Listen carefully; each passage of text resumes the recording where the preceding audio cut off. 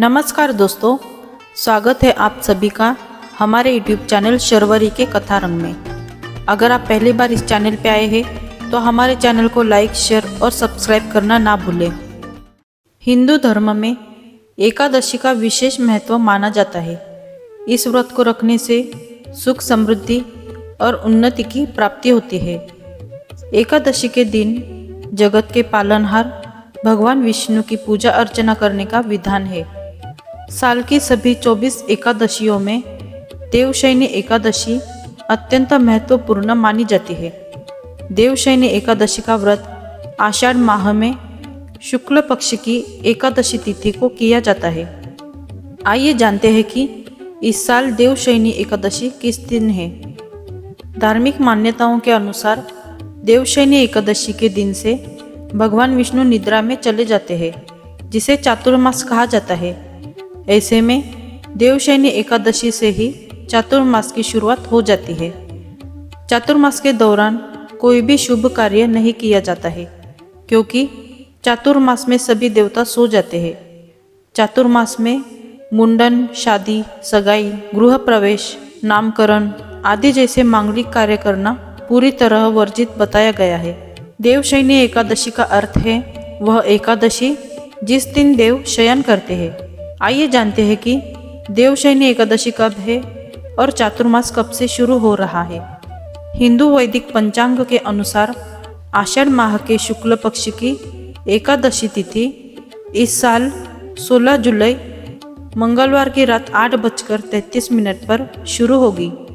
यह एकादशी तिथि 17 जुलाई बुधवार को रात 9:02 पर समाप्त होगी। ऐसे में उदय तिथि के अनुसार इस साल देवशयनी एकादशी 17 जुलाई को है और इसी दिन एकादशी का व्रत रखा जाएगा। देवशयनी एकादशी व्रत के दिन पूजा का शुभ मुहूर्त 17 जुलाई सुबह 5:34 से शुरू होगा। उसके बाद भी आप कभी भी पूजा कर सकते हैं। जो लोग 17 जुलाई को देवशयनी एकादशी का व्रत रखेंगे वो 18 जुलाई गुरुवार को सुबह 5:35 से सुबह के 8:20 के बीच कभी भी व्रत का पारण कर सकते हैं। चातुर्मास की शुरुआत देवशयनी एकादशी के दिन से होती है। चातुर्मास आषाढ़ माह के शुक्ल एकादशी तिथि से शुरू होकर कार्तिक माह के शुक्ल पक्ष की एकादशी तक चलता है। कार्तिक माह के शुक्ल पक्ष की एकादशी को चातुर्मास का समाप्त हो जाता है। जिस दिन चातुर्मास समाप्त होता है उस दिन देव उठनी एकादशी होती है। चातुर्मास में आषाढ़, सावन, भाद्रपद, अश्विन और कार्तिक मास में आते हैं। ऐसे में चातुर्मास तिथियों की गणना करने पर 4 महीने का होता है। चातुर्मास के शुरू होते ही भगवान विष्णु योग निद्रा में चले जाते हैं और वे सृष्टि के संचालन का सभी काम भगवान शिव को सौंप देते हैं।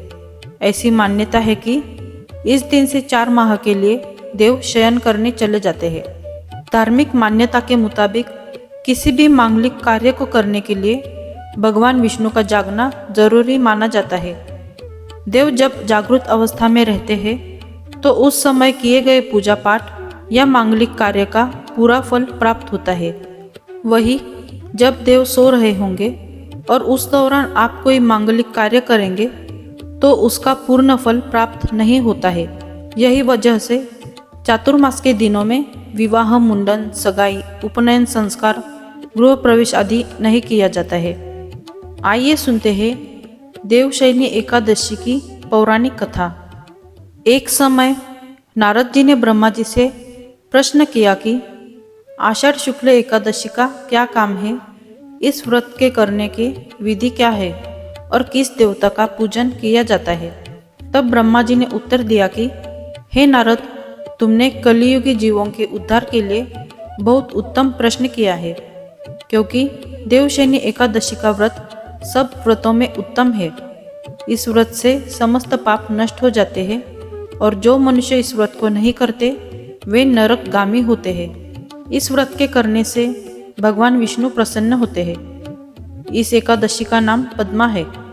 अब मैं तुमसे एक पौराणिक कथा कहता हूँ, तुम मन लगाकर सुनो।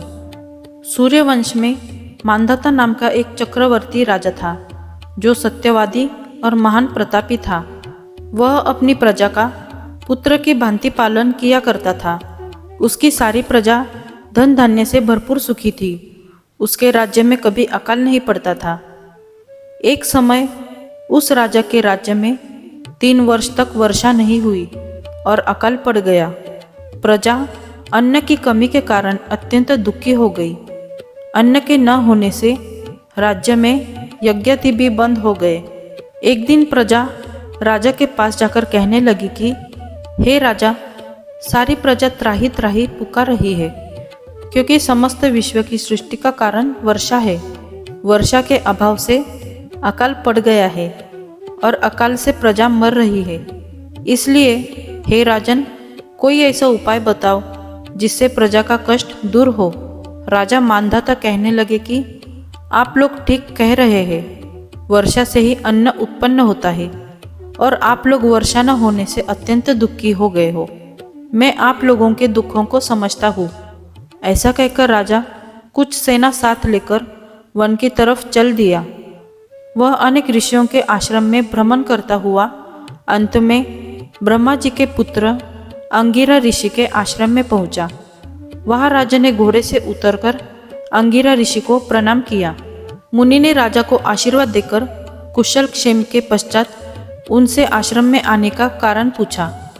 राजा ने हाथ जोड़कर विनीत भाव से कहा कि हे भगवान, सब प्रकार से धर्म पालन करने पर भी मेरे राज्य में अकाल पड़ गया है। इससे प्रजा अत्यंत दुखी है। राजा के पापों के प्रभाव से ही प्रजा को कष्ट होता है। ऐसा शास्त्रों में कहा है। जब मैं धर्मानुसार राज्य करता हूँ तो मेरे राज्य में अकाल कैसे पड़ गया, इसके कारण का पता मुझको अभी तक नहीं चल सका। अब मैं आपके पास इसी संदेह को निवृत्त कराने के लिए आया हूँ। कृपा करके मेरे इस संदेह को दूर कीजिए। साथ ही प्रजा के कष्ट को दूर करने का कोई उपाय बताइए। इतनी बात सुनकर ऋषि कहने लगे कि हे राजन, यह सतयुग सब युगों में उत्तम है। इसमें धर्म को चारों चरण सम्मिलित है, अर्थात इस युग में धर्म की सबसे अधिक उन्नति है। लोग ब्रह्म की उपासना करते हैं और केवल ब्राह्मणों को ही वेद पढ़ने का अधिकार है। ब्राह्मण ही तपस्या करने का अधिकार रख सकते हैं, परंतु आपके राज्य में एक शूद्र तपस्या कर रहा है। इसी दोष के कारण आपके राज्य में वर्षा नहीं हो रही है। इसलिए यदि आप प्रजा का भला चाहते हो तो उस शूद्र का वध कर दो। इस पर राजा कहने लगा कि महाराज, मैं उस निरपराध तपस्या करने वाले शूद्र को किस तरह मार सकता हूँ? आप इस दोष से छुटने का कोई दूसरा उपाय बताइए। तब ऋषि कहने लगे कि हे राजन, यदि तुम अन्य उपाय जानना चाहते हो तो सुनो। आषाढ़ मास के शुक्ल पक्ष की पद्मा नाम की एकादशी का विधिपूर्वक व्रत करो। व्रत के प्रभाव से तुम्हारे राज्य में वर्षा होगी और प्रजा सुख प्राप्त करेगी, क्योंकि इस एकादशी का व्रत सब सिद्धियों को देने वाला है और समस्त उपद्रवों को नाश करने वाला है। इस एकादशी का व्रत तुम प्रजा, सेवक तथा मंत्रियों सहित करो। मुनि के इस वचन को सुनकर राजा अपने नगर को वापस आया और उसने विधि पूर्वक पद्मा एकादशी का व्रत किया। उस व्रत के प्रभाव से वर्षा हुई और प्रजा को सुख पहुंचा। अतः इस मास के एकादशी का व्रत सब मनुष्यों को करना चाहिए।